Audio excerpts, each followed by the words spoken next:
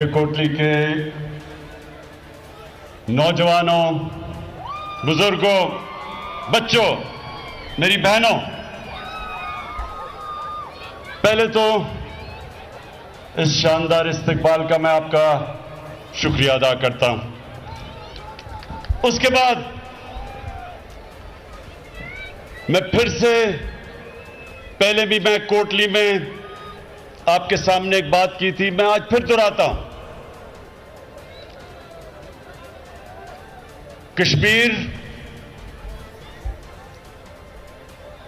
कश्मीर के लोग वो जो 150 साल से अपनी आजादी की जंग लड़ रहे हैं। पहले डोगरा राज के खिलाफ और उसके बाद 73 सालों से हिंदुस्तान से वो मुतालबा कर रहे हैं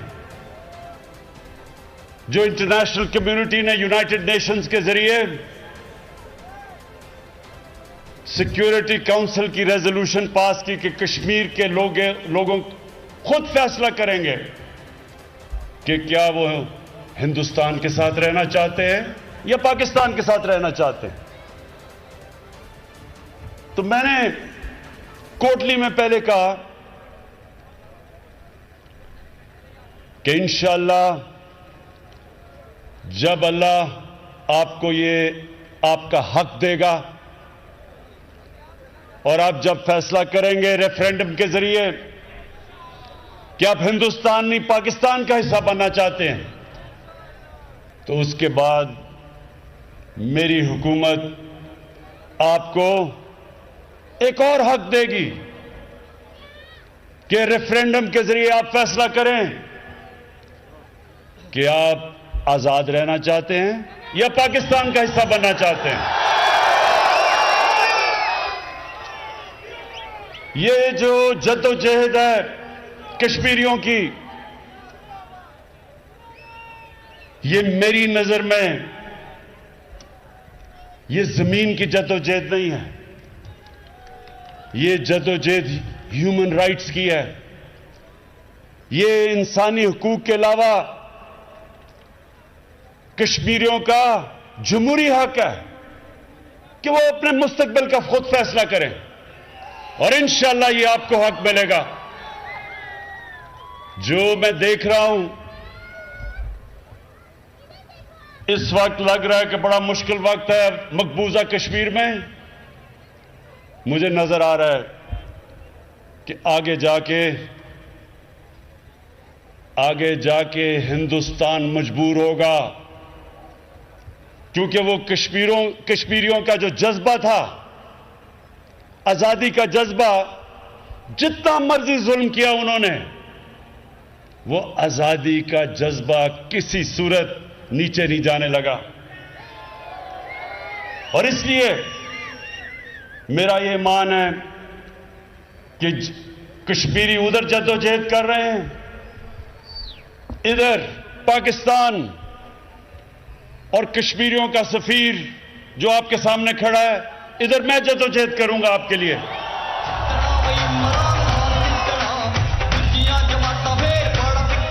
हर फोरम पे, इंटरनेशनल फोरम पे, दुनिया के जब सरबराह मुल्कों के सरबराह को मिलूंगा, उनके सामने, मीडिया के सामने, इंटरनेशनल मीडिया के सामने कश्मीर का केस पेश करता रहूंगा। अच्छा, अब आपके पास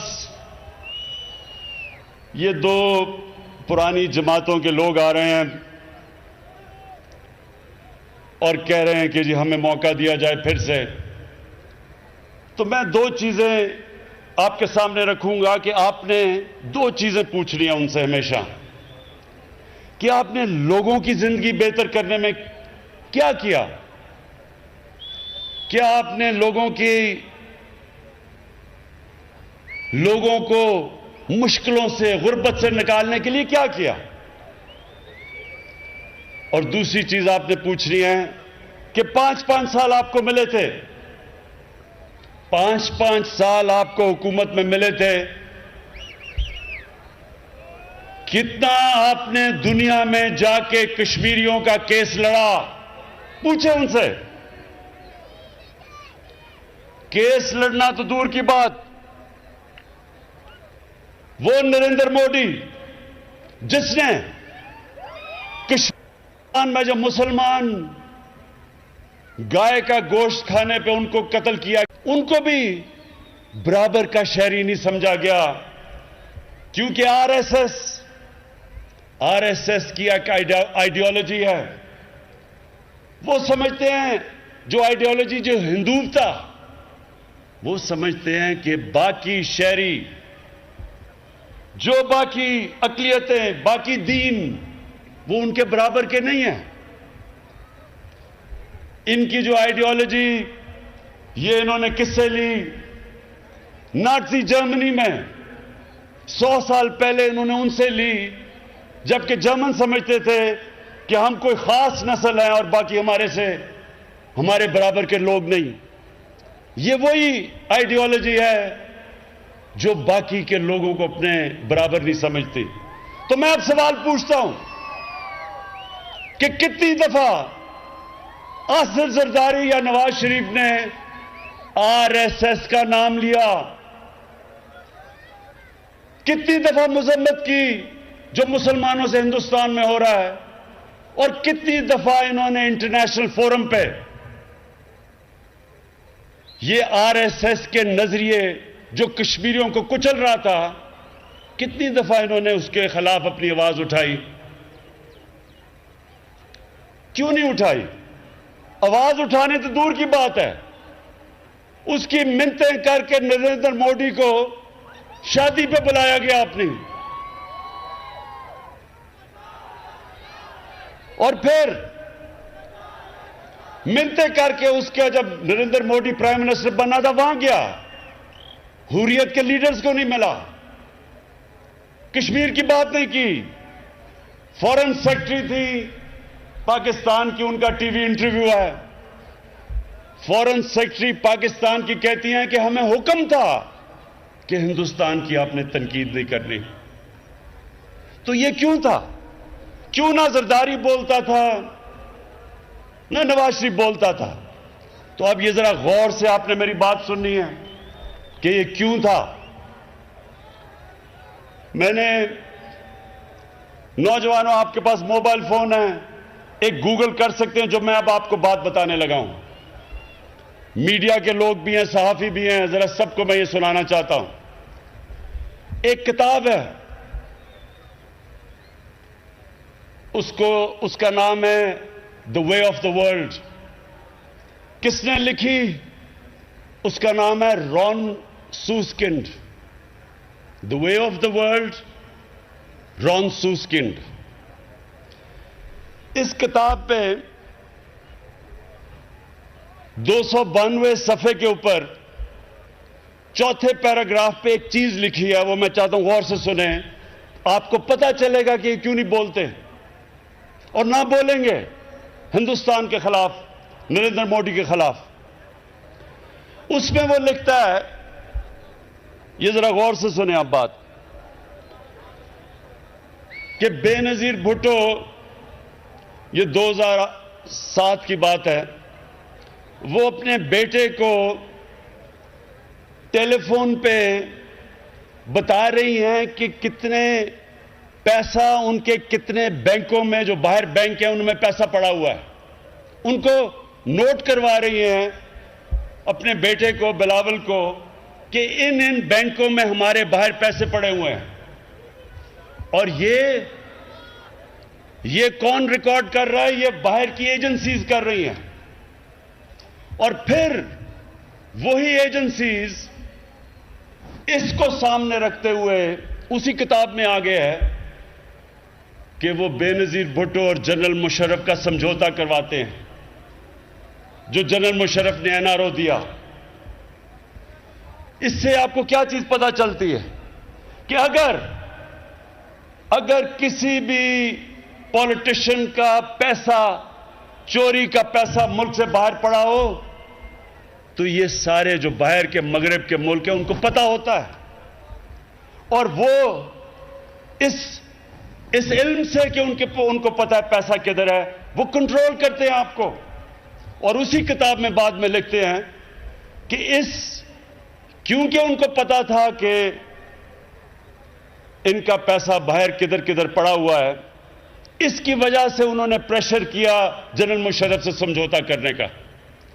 क्योंकि वो दिन थे जब एक वुकला की मूवमेंट चली हुई थी, इलेक्शन का बॉयकॉट करने जा रहे थे 2008 में, एपीडीएम की जमातें एक तरफ थी, तो तब उन्होंने पीपल्स पार्टी को जनरल मुशर्रफ के साथ समझौता करवाया। और हम सारे थे एपीडीएम में, हम कह रहे थे चीफ जस्टिस को निकाला, उसको बहाल करो, हम इलेक्शन नहीं लड़ेंगे। हमारे साथ नवाज शरीफ भी था, 3 दफा उसने बैठ के हमारे साथ इलेक्शन का बॉयकॉट किया, ये सब रिकॉर्ड पे है।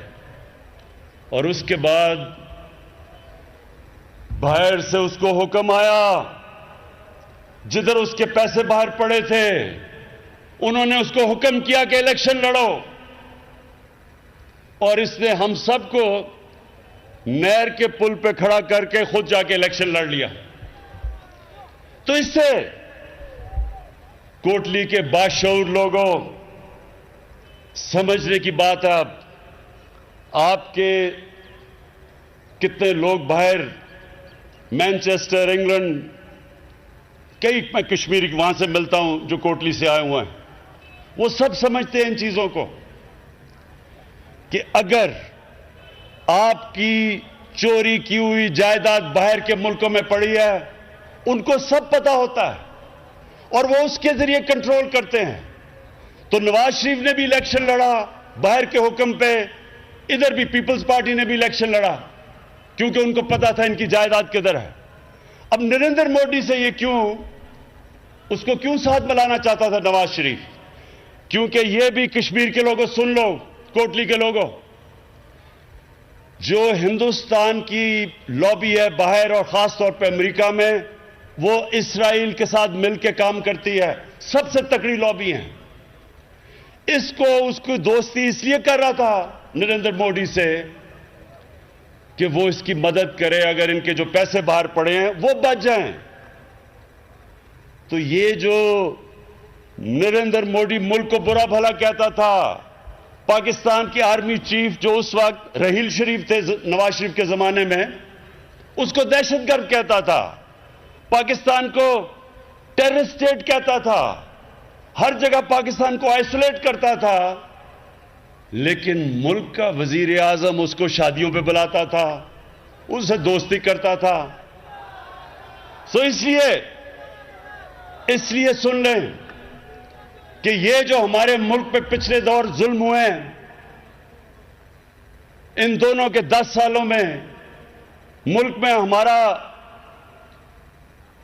जिसको हम अपना एलआई कहते थे, हमारा दोस्त, वो यह बमबारी करता था, ड्रोन अटैक्स करता था।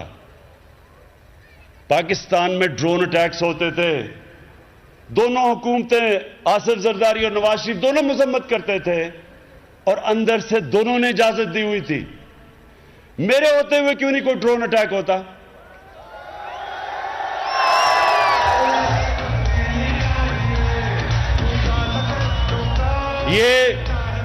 ये कोटली के लोगों, ये अमेरिका का कसूर नहीं है। अमेरिका को बुरा भला नहीं कहना चाहिए, हमारे अपने लोगों ने इजाजत दी हुई थी अपने लोगों पे बमबारी करने की। और मुनाफिकत, नौजवानों ये भी नोट कर लो, एक किताब है, किताब में क्या लिखा हुआ है कि जरदारी बात कर रहे अमेरिकी जनरल से, वो अमेरिकी जनरल, तो उस किताब के अंदर जरदारी का जवाब है कि कोलैटरल डैमेज से मुझे फर्क नहीं पड़ता। यानी कि कोलैटरल डैमेज का मतलब कि अगर आपकी बमबारी से हमारे बेकसूर औरतें, मर्द, बच्चे मर जाते हैं, मुझे नहीं फर्क पड़ता। ये उस किताब में लिखा हुआ है। ये क्यों है? क्योंकि इनकी वफादारी इस मुल्क से नहीं है, अपने पैसे से है जो बाहर पड़ा है। और इसलिए ये कश्मीर की बात ना करेंगे, ना करी है। अभी फलस्तीनियों पे जुल्म हुआ, इस्राइल ने जुल्म किया, आपने देखा होगा टीवी पे, घर गिरा दिए उनके, बच्चे मर गए, पता नहीं कितने। क्या कभी जरदारी और नवाज शरीफ के मुंह से तनकीद सुनी है इजराइल की? एक स्टेटमेंट बताएं, सुनी है? जिस तरह कभी आरएसएस का ये नाम नहीं लेंगे, ये कभी तनकीद नहीं करेंगे, इसलिए कि जब आपका करप्शन का पैसा बाहर मुल्क में पड़ा हो, आप उस पैसे के गुलाम बन जाते हैं। आप कौम के मफादात के लिए नहीं खड़े हो सकते। और कोटली के लोगों, दूसरी चीज आपने ये पूछना है कि आपके होते हुए गुर्बत कम हुई कश्मीर में, आजाद कश्मीर में हुई कम? क्या आपने लोगों के, गरीब तबकों के लिए कुछ किया? मैं आज आपको कह रहा हूं कि हमारे 2 प्रोग्राम आ रहे हैं, एक है कामयाब पाकिस्तान और दूसरा है एहसास। पाकिस्तान की तारीख में सबसे ज्यादा पैसा खर्च किया जाएगा सिर्फ अपने गरीब, निचले, कमजोर तबकों को ऊपर उठाने के लिए। कामयाब पाकिस्तान में एक खानदान जो 40% नीचे खानदान है, उसको सूद के बगैर कर्जा, एक फर्द को, ताकि वो अपनी दुकान कर सके, अपनी जिम्मेदारी कर सके, उसको सूद के बगैर कर्जा। दूसरा, उस खानदान को हमारा नया पाकिस्तान हाउसिंग है, उसमें हम माइक्रो फाइनेंस के जरिए बिल्कुल सस्ते कर्जे देंगे ताकि वो अपना घर बना सकें। ये पहली दफा पाकिस्तान में होगा।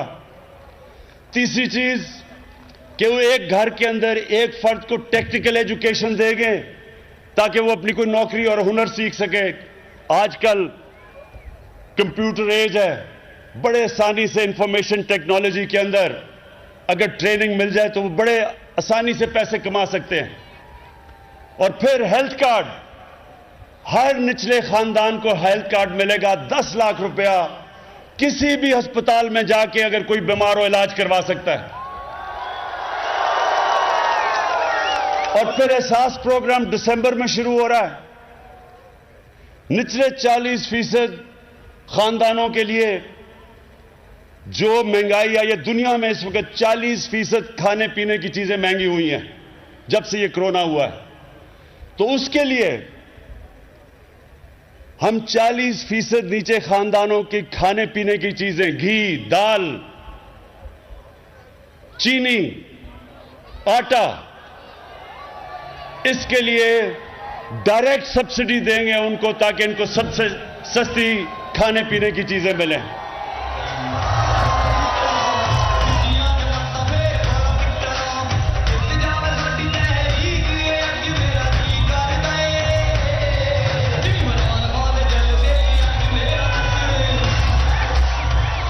कोटली के लोगों, परसों आपने वोट अपनी देनी है। ये समझे कि इस वोट से आपने अपना मुस्तकबिल बदलना है।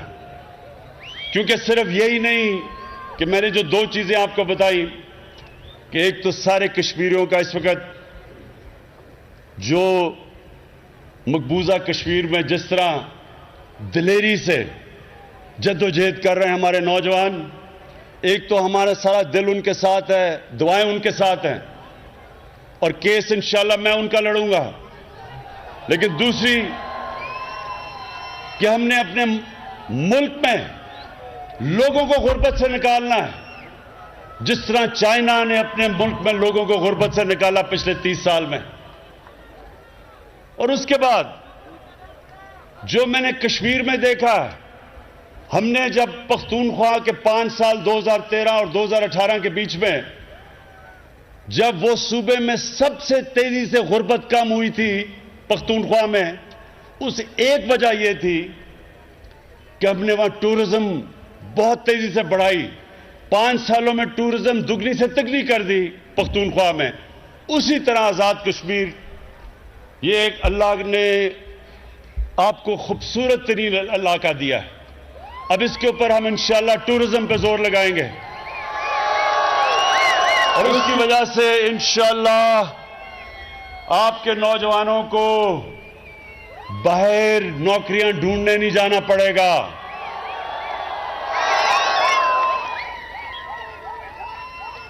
और ये फिर अभी मैं देख रहा हूं कि नून लीग, जिस तरह भी अली अमीन ने कहा कि अभी से शुरू हो गए हैं कहना कि जी इलेक्शन में धांधली होगी।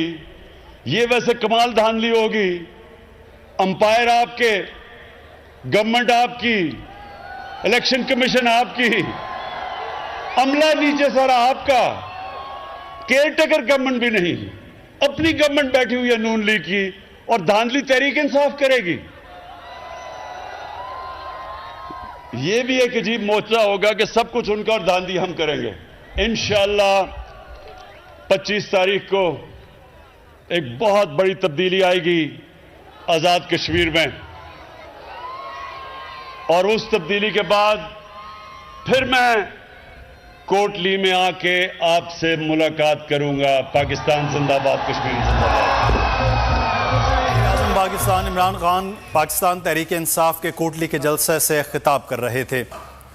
वज़ीर आज़म इमरान खान का कहना था कि यहाँ पर टूरिज़्म को हम बढ़ाएंगे, बिल्कुल वैसे ही जैसे खैबर पख्तूनख्वा में टूरिज़्म को बनाया गया है।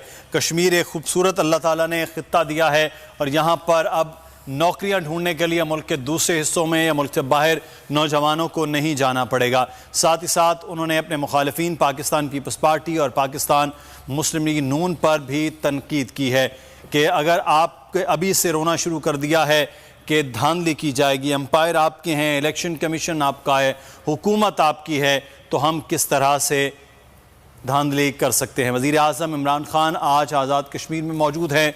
इससे पहले वो जलसे आम से खिताब कर रहे थे और अब वो कोटली पहुंचे और कोटली में जलसे आम से खिताब करते हुए